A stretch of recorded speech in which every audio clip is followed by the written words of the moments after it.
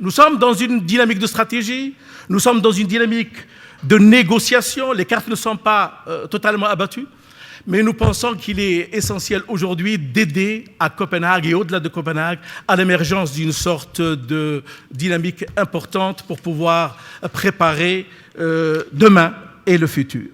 La troisième question qui me semble aujourd'hui importante, c'est la question de comment nous préparer à un monde qui va subir de plein fouet ces questions de changement climatique.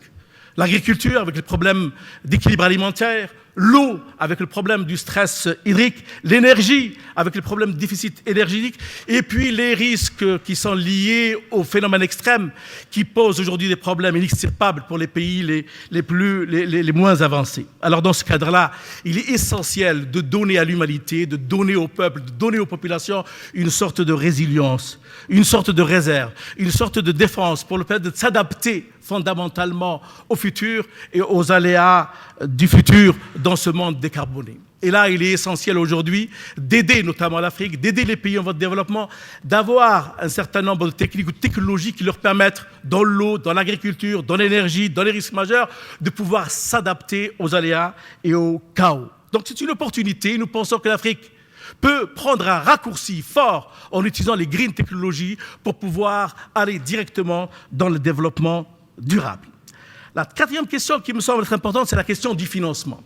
Effectivement, moi je pense qu'il ne s'agit pas de construire une architecture finie, complexe de financement, mais qu'il y a lieu d'adapter et d'améliorer l'existant.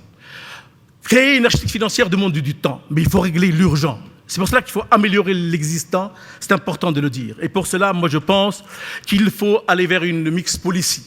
Donc utiliser, bien entendu, le multilatéral, même s'il y a des réserves de la part d'un certain nombre de pays développés que je ne citerai pas, le bilatéral qui, pour certains, est important. Il faut aller également vers le marché, mais également développer ce qu'on appelle le marché du carbone.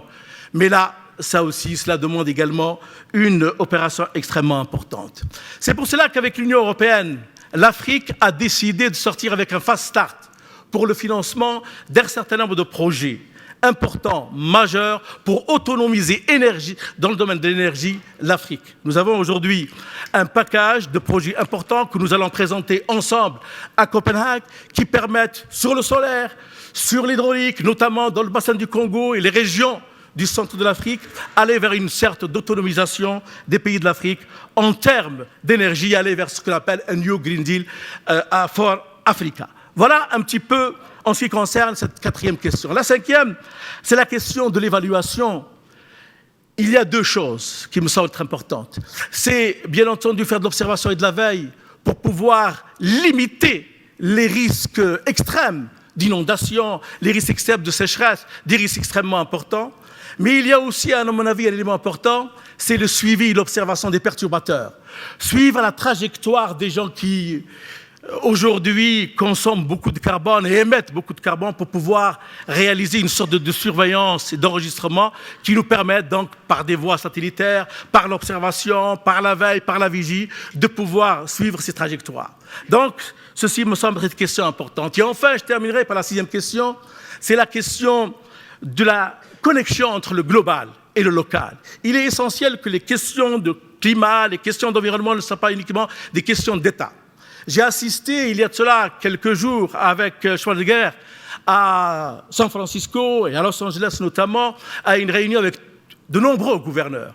Et nous pensons qu'il faudrait absolument que la voix du local, que la voix du territorial, parce que c'est elle qui assure la proximité dans l'action avec l'homme, avec le citoyen, avec les acteurs et avec les entreprises notamment. Il est essentiel aujourd'hui, me semble-t-il, d'intégrer dans cette négociation, cette dynamique, ceux qui sont les plus proches de la réalité et des questions qui sont posées à l'humanité, à l'homme et aux citoyens. Donc vous voyez que Copenhague n'est pas une fin.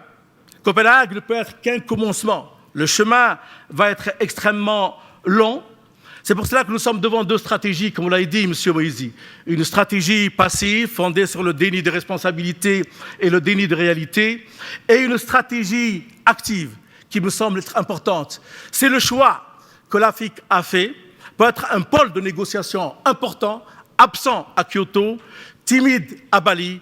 L'Afrique sera présente fondamentalement demain à Copenhague, pour que l'Afrique soit, comme l'a dit Gide, la terre des hommes, des insoumis, qui apporteront donc une contribution très forte, et pour aider surtout l'humanité à suivre sa pente naturelle et l'aider à remonter sa pente. Je vous remercie.